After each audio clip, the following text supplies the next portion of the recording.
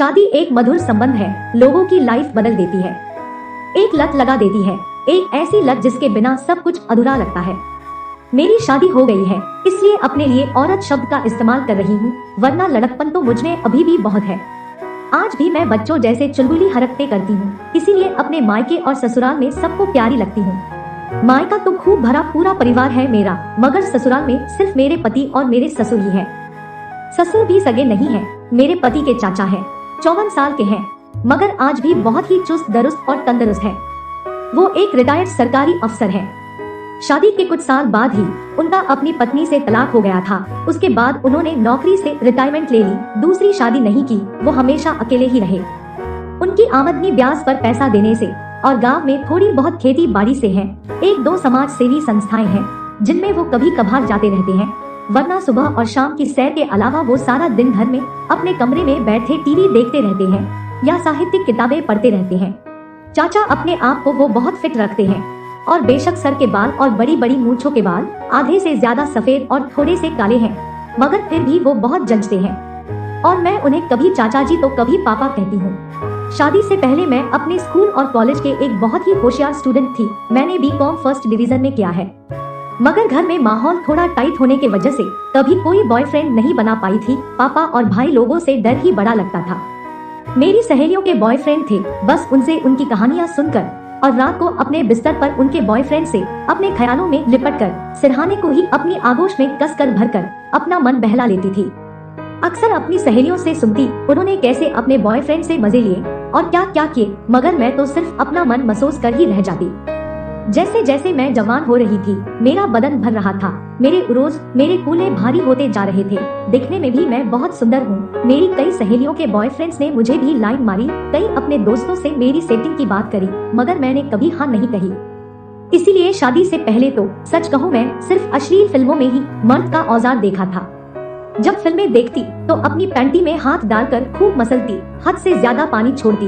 बड़ा दिल मचलता कि कोई मुझे भी जमकर अपने नीचे रौ दे, नींबू की भांति निचोड़ दे मुझे, रुला दे मुझे, मगर ऐसा कोई मौका शादी से पहले मुझे नहीं मिला।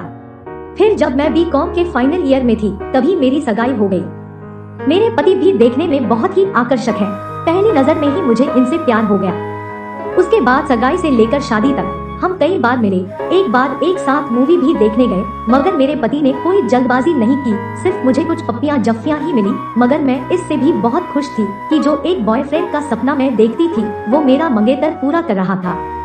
इन्होंने पहले ही कह दिया था कि जितना ज्यादा प्रेम हम अब कर लेंगे उतना ही सुहागरात का मजा कम हो जाएगा। मैंने भी अपनी सभी इच्छाएं अपनी सुहागरात तक रोक ली, दबा ली। अब 25 साल से दबा रखी थी तो कुछ दिन और सही। फिर मेरी शादी हुई और सुहागरात भी मनाई। सच में वो मेरी जिंदगी की बड़ी हसीन रात थी। शादी के 1 साल बाद तक हम दोनों मियाँ बीवी ने खूब मजे किए, क्योंकि मेरे पति उस वक्त तक अपनी कंपनी में जूनियर ऑफिसर थे, तो काम भी कम था, जिम्मेवारी भी कम थी, तो वो अक्सर शाम को 6 बजे तक घर आ जाते थे। घर में भी सिर्फ चाचा जी ही तो होते थे, वो भी अक्सर शाम की सैर करने गए होते थे। तो सबसे पहले जो काम मेरे पति घर आते ही करते थे वो था मेरे जिस्म का मर्दन। रात को तो रोज होता ही था, मगर उसके अलावा जब भी मौका मिलता या समय मिलता हम दोनों सिर्फ और सिर्फ ठुकाई ही करते। 25 साल की मेरी काम पिपासा को मेरे पति ने खूब शांत किया। जितनी गर्मी मेरे जिस्म में थी, सारी गर्मी मेरे टांगों के बीच से सफेद पानी बनकर निकली। मैं आपको बताऊं कि बड़ी मुश्किल लगती थी जब मुझे पीरियड्स होते। जिस दिन पीरियड्स खत्म होते उसी दिन से फिर रोजाना खेल शुरू। पीरियड्स में 1-2 बार मेरे पति ने मेरी पीछे से भी करने की कोशिश की, मगर मुझे उसमें कोई मजा नहीं आया, तो मैं उन मुश्किल दिनों में अपने पति को अपने मुंह से सुख देती।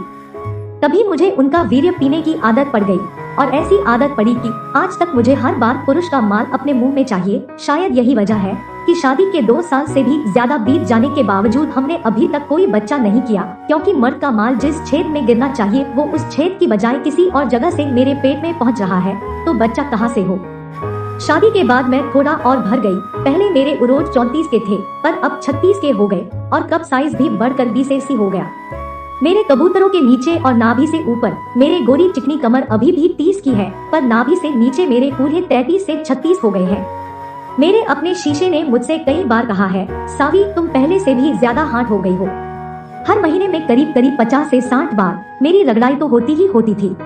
इसीलिए मुझे धीरे धीरे इस सब की इतनी आदत सी पड़ गई। दिन में जब मैं घर में अकेली होती तो भी कई बार मेरा जी करता कि मैं ठुकाई करूं। इसी वजह से मैंने अपने मोबाइल पर अश्लील वीडियो देखना और अपना सहलाना शुरू कर दिया था। तो मुझे हाथ से करने की भी आदत पड़ गई। जो काम मुझे शादी से पहले स्कूल या कॉलेज में करने चाहिए थे, वो सब मैं शादी के बाद कर रही थी। और जब शाम को 6 बजे पति घर आते तो उनसे ज्यादा मैं अपनी रगड़ाई के लिए तत्पर रहती थी। कभी कभी तो पहले से ही कपड़े उतार कर रेडी हो जाती कि कपड़े उतारने में भी समय बर्बाद ना हो। मेरे पति भी कहते थे, बड़ी प्यासी हो गई हो, इतनी भी क्या आग लग रही है। मैं कहती, शादी से पहले तो कोई मिला नहीं, अब 25 साल की जल रही आग को आप ही तो ठंडी करोगे। अब बातें बंद और बस शुरू हो जाओ। मैंने कभी अपने पति को ये कहने के मौका नहीं दिया, अरे यार थोड़ा सा चूस लो। मैं हमेशा उनके कहने से पहले ही मैं उनका चूसने लग जाती थी। वो भी मेरी चबा जाने की हद तक चाटते थे। बहुत बार तो मैं उनके मुंह में झड़ जाती। शादी के करीब 1 साल बाद इनको प्रमोशन मिला और अब सीनियर स्केल में ऑफिसर बन गए, जिस कारण इनका घर आने का कोई समय ही नहीं रहा। सुबह 9 बजे जाते तो कभी रात को 8 बजे, कभी 9 बजे और कभी 10 बजे आते। मेरे तो सारे अरमान ही अधूरे रह गए। अक्सर शाम को मैं तैयार होकर रहती और इनका फोन आ जाता कि आज लेट आऊंगा। मैं तड़प के रह जाती। कभी कभी तो अकेले ही खाना पड़ता, मगर फिर भी मैंने खुद को कंट्रोल किया, अपने आप को संभाला, क्योंकि तब तक मैंने अपने पति के अलावा किसी और गैर मर्द की तरफ देखा तक नहीं था।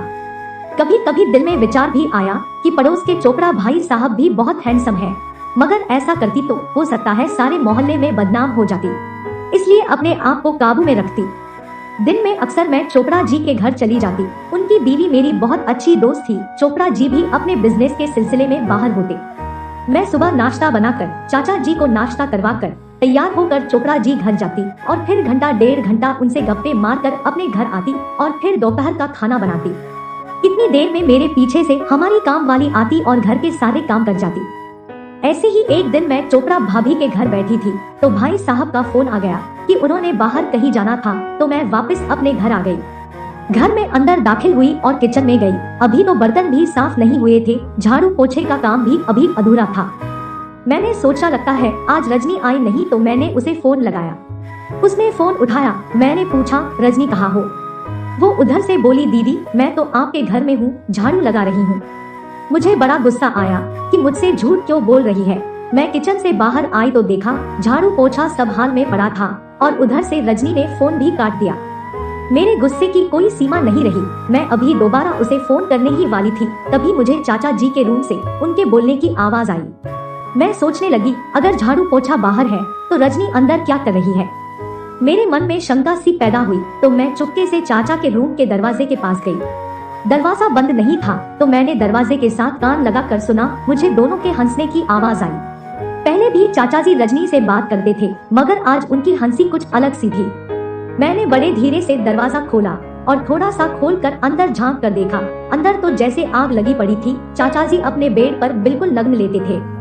रजनी अपनी साड़ी ऊपर करके चाचा जी के पेट पर चढ़ी बैठी थी और उनके काले लंबे और मोटे नाक को अपने हाथों में लेकर अपनी गुफा के द्वार पर सेट कर रही थी। अगले ही पल चाचा जी का काला नाक उसकी गुफा में जा गया और जैसे जैसे वो नीचे को बैठती जा रही थी, उसकी गुफा चाचा जी के काले नाक को निगलती जा रही थी। और देखते ही देखते वो चाचा जी का सारा सामान निगल गई। फिर लगी ऊपर नीचे होने। मैं बाहर खड़ी उस दादा पोती की उम्र के दोनों लोगों की काम लीला देख रही थी। मैं तो खुद हर वक्त सेक्स के लिए भूखी रहती थी, तो ये कैसे संभव था कि ये दृश्य मुझ पर असर न करता। मेरा हाथ अपने आप मेरी मुनिया तक चला गया। अंदर रजनी चाचा जी से करवा रही थी और दरवाजे के बाहर खड़ी मैं चाचा जी के काले नाक की दीवानी हो रही थी कि इस उम्र में भी चाचा जी में क्या दम था। रजनी के गोरे तरबूजों में चाचा जी का काला मूसल अंदर बाहर जाने लगा। रजनी भी पानी छोड़ रही थी, जिस वजह से चाचा जी का मूसल भीग गया था।